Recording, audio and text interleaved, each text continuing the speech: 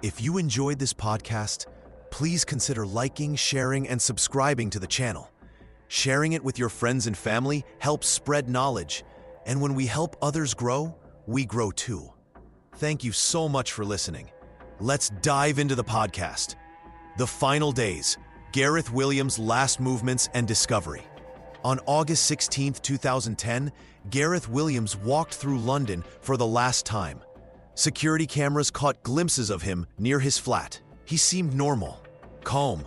Nothing suggested the horror that would unfold 1 week later. His colleagues at MI6 noticed something strange first. Williams never missed work without calling. He was the kind of person who followed rules. When he failed to show up for several days, worry crept in. Phone calls went unanswered. Emails sat unread. The silence stretched on. Days passed with no word from the brilliant codebreaker who worked on Britain's most sensitive secrets. His absence felt wrong. Too quiet, too complete. On August 23rd, landlords entered his modest flat in Pimlico. They expected to find unpaid bills or perhaps an ill tenant. Instead, they discovered something that would haunt investigators for years. The bathroom held the answer to his disappearance. In the bathtub sat a red North Face holdall bag, the kind athletes use for gym clothes. But this bag contained something far more disturbing. Inside, folded into an impossible position, was Gareth Williams. His body had been there for days. The summer heat had done its work. Decomposition had already begun. The bag was padlocked shut from the outside. No key sat nearby. No tool that could have secured that lock. The bathtub held no water, but condensation had gathered inside the sealed bag like a greenhouse. Police officers arrived to find a scene that defied explanation. How does a grown man end up locked inside a sports bag? How does someone padlock themselves in from the outside? The questions multiplied faster than answers. Williams had been folded into the bag in a way that seemed impossible for one person to manage alone. His knees pressed against his chest, his head tucked down. Every inch of space used with mathematical precision. The flat showed no signs of struggle. Nothing was stolen. His expensive computer equipment sat untouched. Thousands in cash lay in plain sight. His phone rested on a table, silent and dark. Friends and family struggled to understand. Williams lived quietly. He worked hard. He kept secrets for his country. But this kind of secret, this terrible ending, made no sense to anyone who knew him. The discovery sent shockwaves through British intelligence. One of their own had died under circumstances that belonged in a thriller novel. Yet this was real. The locked bag was real. The questions were very real. What happened in those final moments? How did a spy who protected national secrets end up trapped in such a small, dark space? The mystery had only just begun. The crime scene and initial investigations. When investigators first stepped into Gareth Williams' flat, nothing seemed out of place. The rooms were tidy. No overturned furniture, no broken glass, no signs of a fight. The silence felt heavy as detectives moved through each room with careful eyes. They photographed everything, measured every detail, searched for clues that might explain what happened to the brilliant MI6 codebreaker. Then they found the bag. It sat in the bathtub, a large red sports bag made of thick canvas. The zipper was sealed shut from the outside with a small padlock. Inside, they would discover what remained of Gareth Williams. The discovery sent chills through the investigation team. How does someone climb into a bag and lock it from the outside? The question hung in the air like smoke. Forensic experts began their work immediately. They dusted for fingerprints on every surface. They collected DNA samples. They examined the lock with magnifying glasses. But the scene kept its secrets close. The front door showed no damage. The windows were secure. Nothing appeared stolen from the expensive flat.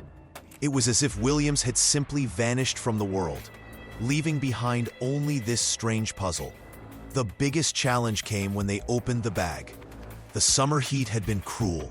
Williams had been missing for over a week. The state of decomposition made their job nearly impossible. Pathologists struggled to determine how he died. The body told them little. No obvious wounds, no clear signs of poisoning, no broken bones that might suggest violence. The heat had erased many clues that could have solved the mystery in hours instead of years. Investigators tested the lock again and again. Could someone squeeze into the bag and somehow fasten it shut? They brought in contortionists and escape artists. Most failed completely. A few managed the task, but only after many painful attempts. The flat itself seemed to mock their efforts. Clean surfaces, organized shelves. Even Williams' laptop sat undisturbed on his desk. If someone had killed him, they left no trace. If he had killed himself, the method seemed impossible. Days turned into weeks as experts combed through every inch of the crime scene. They found Williams' phone, his wallet, his keys. All exactly where they should be. Nothing missing except answers. The case began to feel like a riddle wrapped in a question. Each new piece of evidence only made the puzzle more complex.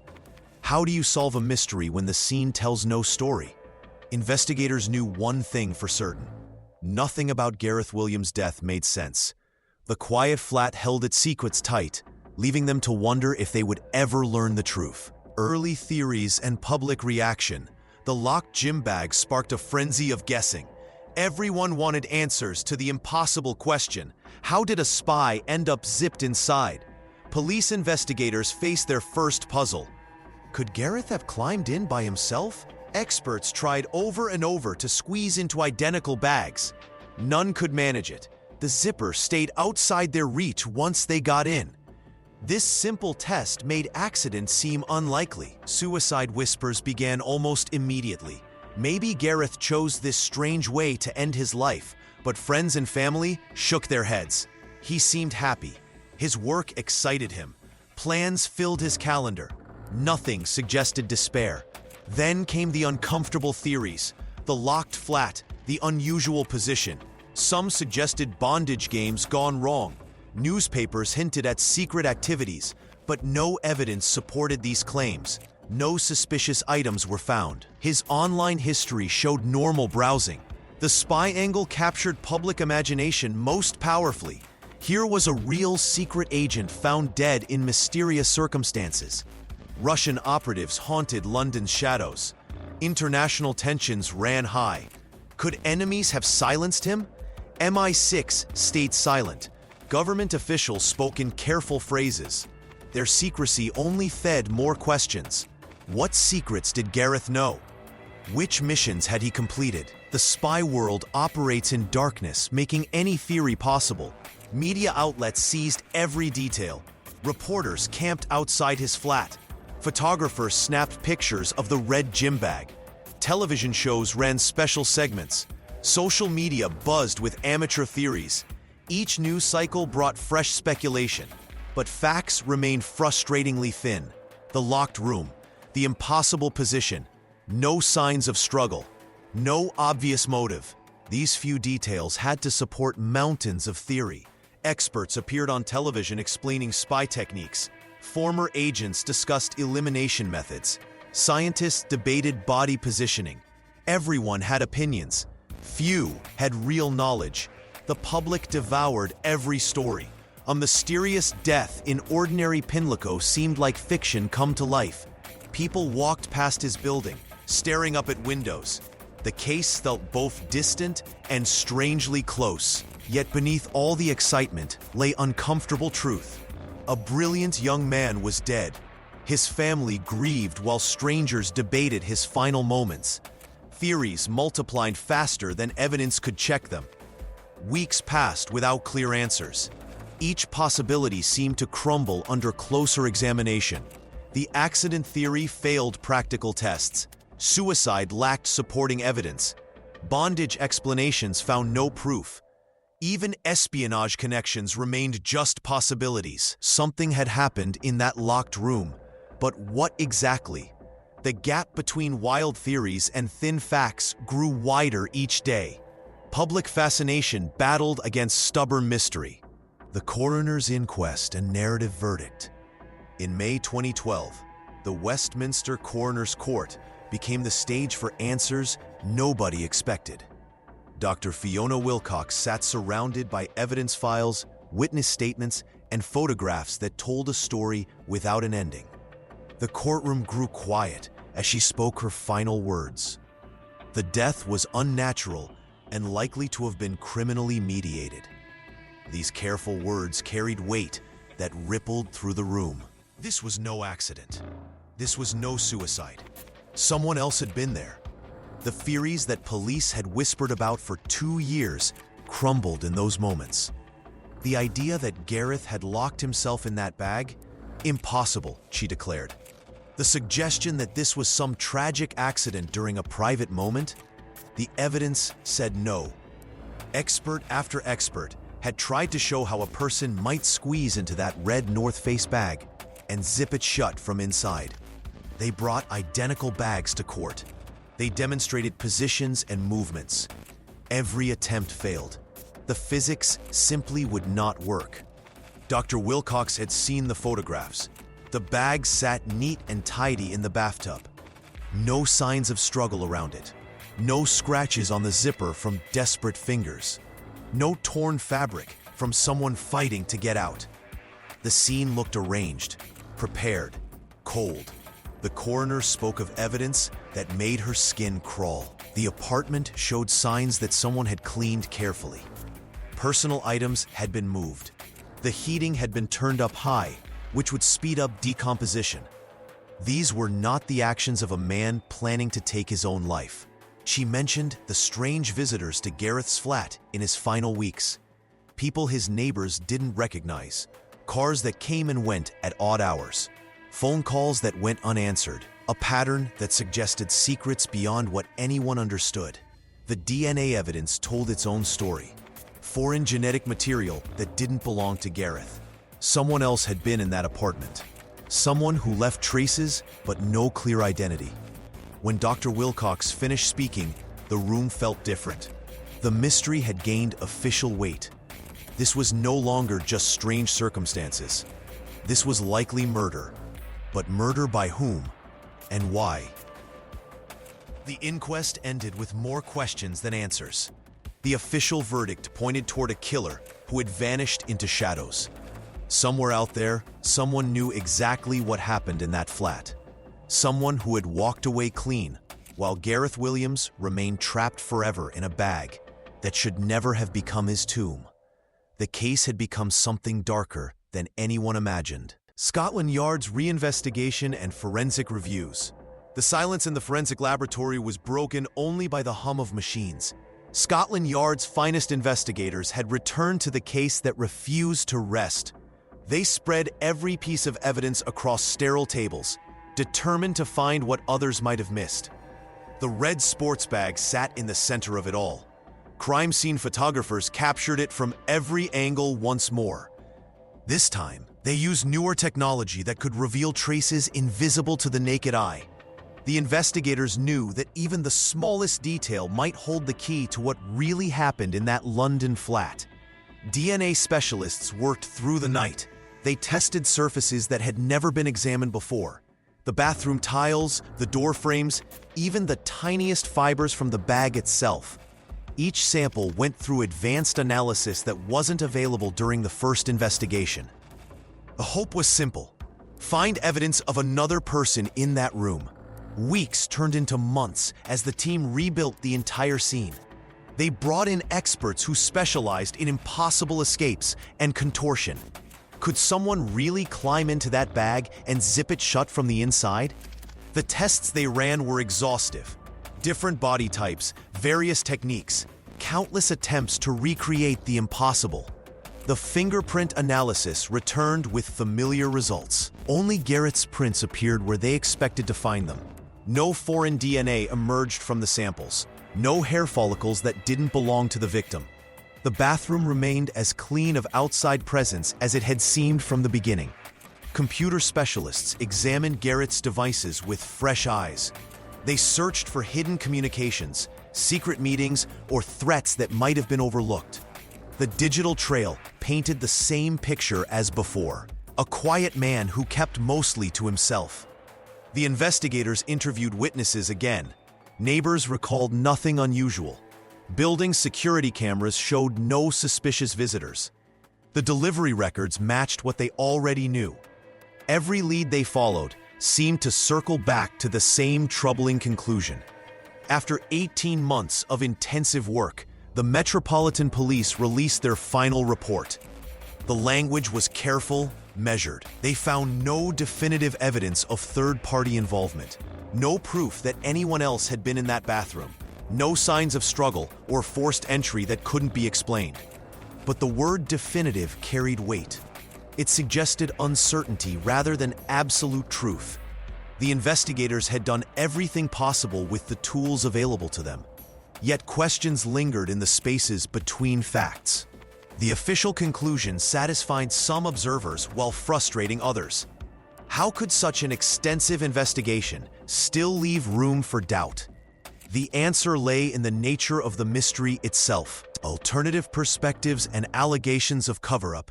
The Williams family watched from the sidelines as their son's case grew stranger by the day. They saw things that troubled them deeply. Evidence seemed to disappear. Key details changed without warning.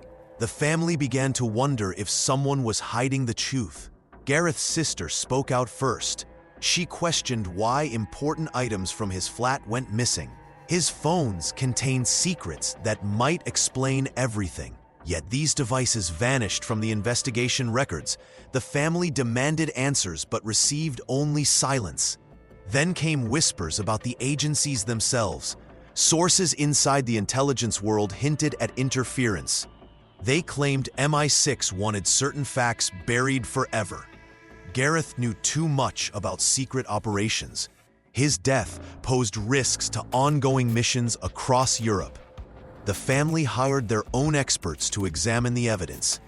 What they found shocked them. Crime scene photos had been altered. Witness statements contained obvious gaps. Someone had scrubbed the official record clean. Foreign spies became another piece of the puzzle. Gareth had worked on Russian intelligence networks before his death. He'd identified key agents operating in London. Some experts wondered if Moscow had silenced him permanently. The method seemed too sophisticated for ordinary criminals. Russian operatives were known for elaborate murder schemes. They used poisons, radiation, and staged accidents. Locking someone in a sports bag fit their pattern of bizarre killings. The message was clear, but left no fingerprints behind. Other intelligence services fell under suspicion too. Chinese agents operated freely in London during that period. They hunted for military secrets and technical information. Gareth's mathematics background made him a perfect target for recruitment or elimination. The family pushed harder for answers. They demanded to see classified files about their son's work. The government refused every request. National security became the standard excuse for keeping secrets locked away. Independent investigators joined the family's cause. They found witnesses the police had ignored. CCTV footage from nearby buildings showed suspicious figures near Gareth's apartment. These recordings somehow never reached the official investigation files. The pattern became impossible to ignore. Every lead that pointed toward foreign involvement hit a wall. Every question about agency interference received the same response. The case was closed. No further investigation would take place. Years passed, but the family never stopped asking questions. They knew the official story contained huge holes.